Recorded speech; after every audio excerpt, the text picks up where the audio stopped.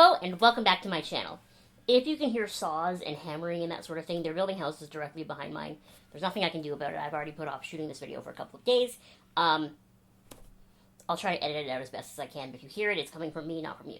So with Christmas only a few days away, I thought I would do a video going through some of my favorite spooky Christmas movies, because although I do occasionally love a rom-com and I love some cheesiness occasionally, most Christmas movies I despise. Like, the sort of Hallmark Christmas movie where the girl has the great job in the big city and then she has to go to this small town for some part of her job, and then she ends up leaving her job to, like, stay in the small town with the boy who doesn't really have a full, real job. He's just, like, the Christmas tree lighter or something. I hate those movies. I'm like, girl, keep your job. Stay in the city. What are you doing? I really do hate those movies. But, like, I want to be clear, I'm not a total classic Christmas movie hater, but I do prefer my Christmas movies on the spookier side. So these movies that we're going to go through today are the ones that I always watch that have the spookier side to them. So at number 5, obviously, The Nightmare Before Christmas.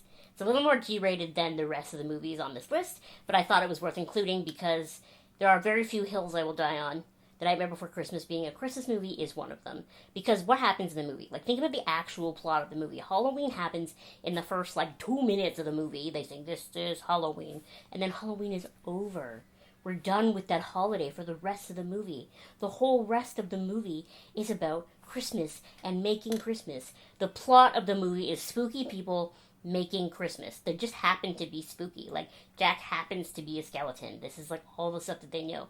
So I know a lot of people who maybe don't do spooky all year round like I do, think of it as a Halloween movie. That's fine. Do whatever you want. But Tim Burton and Henry Selick themselves could come here and tell me it's not a Christmas movie. I will fight them. It is a Christmas movie. It is about Christmas. The plot is Christmas. So, of course, I watch Nightmare Before Christmas every year around this time.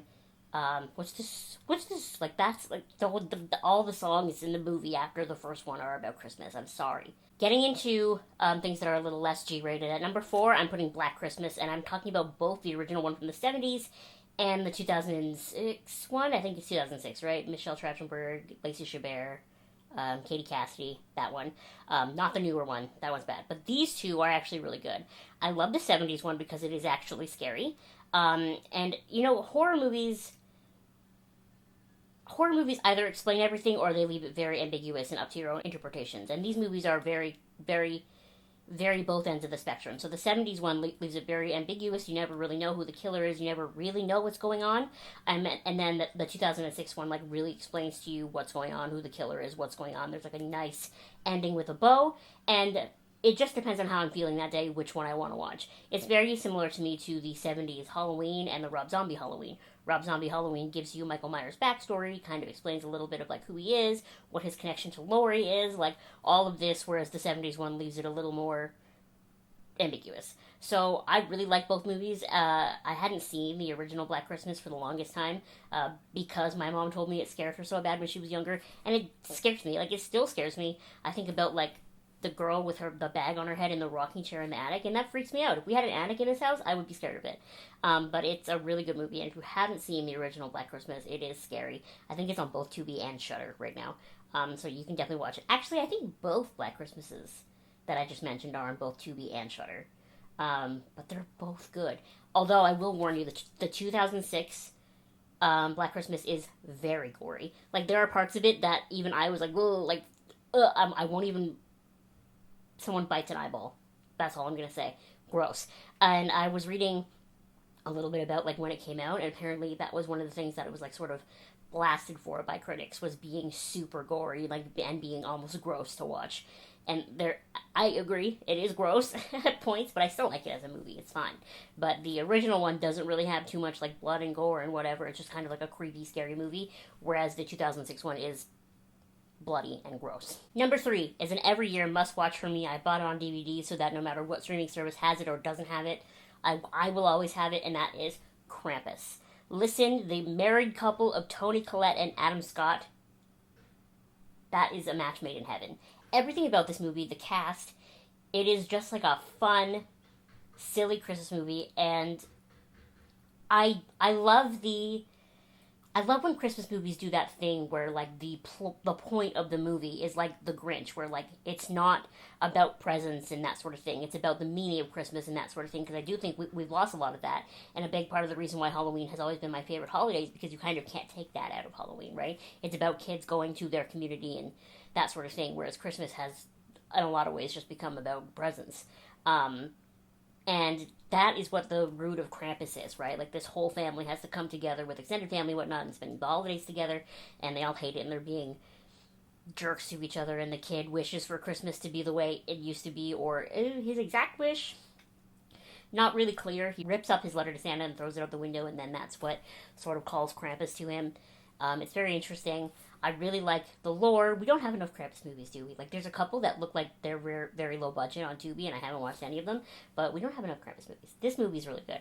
And I love that instead of going for, like, hairy sort of creature like Krampus, they went for just, like, a sallow, scary-looking Santa, and you really don't even see his face until sort of near the end of the movie. You just kind of see his figure with the horns, and I don't know, I really like it. And a couple years ago on my channel, I did do a Krampus-inspired look for Christmas, and I just really liked it. I don't know. This one's an every year watch for me.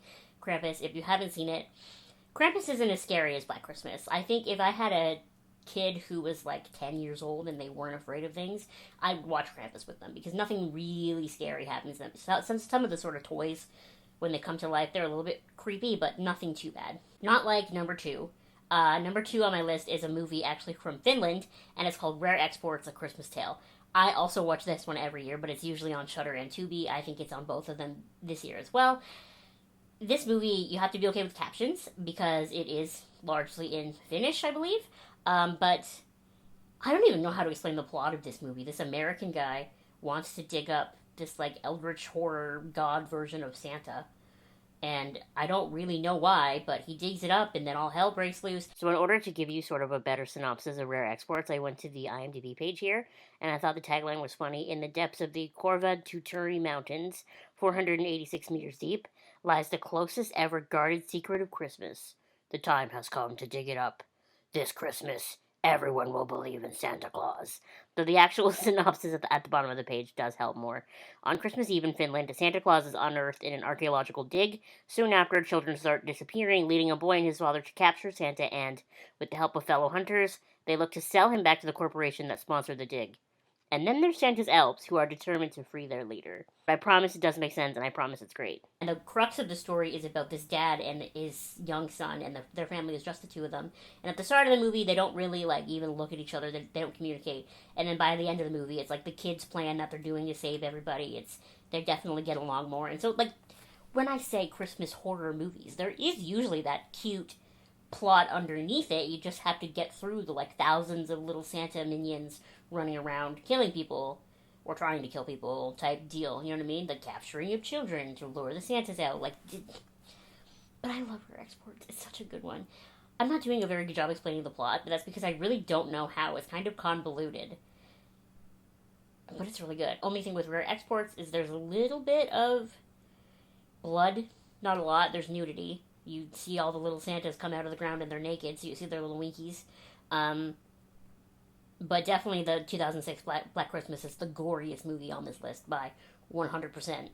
Totally. And actually, Rare Exports probably would have been number one on this list because I do watch it every year. If it weren't for a movie that came out this year, I know, a brand new movie, and I'm putting it number one on my Christmas horror movie list. But if I can find this movie on physical copy, I will buy it and I will watch it every year. It is on Shudder, I think only Shudder, and I don't even care because I love it so much.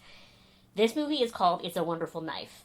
And I am always a sucker for any sort of remake, reversion of It's a Wonderful Life. I just love the story, and I love the idea of, like, being miserable and having to go to an alternate universe where you were never born. Like, I love that story. That and, like, A Christmas Carol, I will watch any version of both of those because I love the root story so much.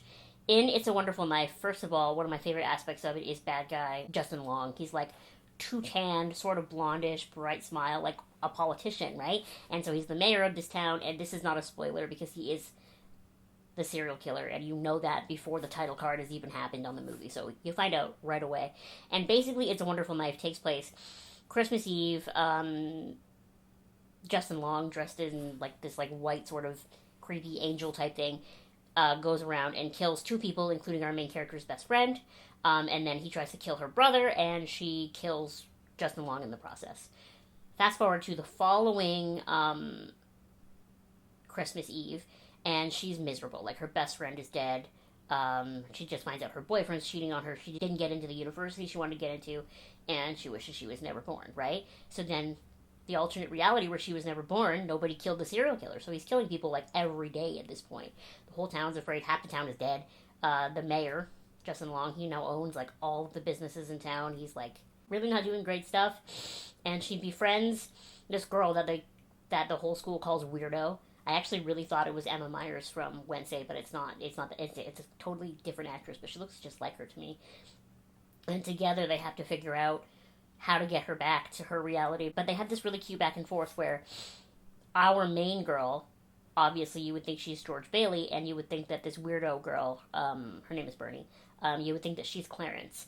But they kind of had this back and forth where you're not really sure which one of them is actually supposed to be George Bailey and which one is supposed to be Clarence. And they kind of go back and forth. And it's very cute. It has the heart of a cheesy Christmas movie, but there's so much murder.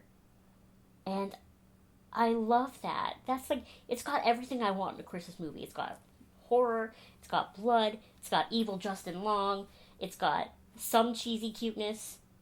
I really like it. I 100% recommend It's a Wonderful Life. It's not scary the way the Black Christmas is scary, and it's not sort of morbid in the way that Rare Exports is a little morbid, but it's a very easy to watch movie, very easy to follow along with. I adore it. And yeah, those are my top 5 favorite spooky Christmas movies to watch this time of year. What are your favorite movies to watch this time of year? If it's like a Hallmarky Christmas movie, I won't judge. I know that some people love them. My mom watches them on loop all year, pretty much. I get it. It's just not for me. For me, I'm more of an It's a Wonderful Life, Krampus, that sort of thing.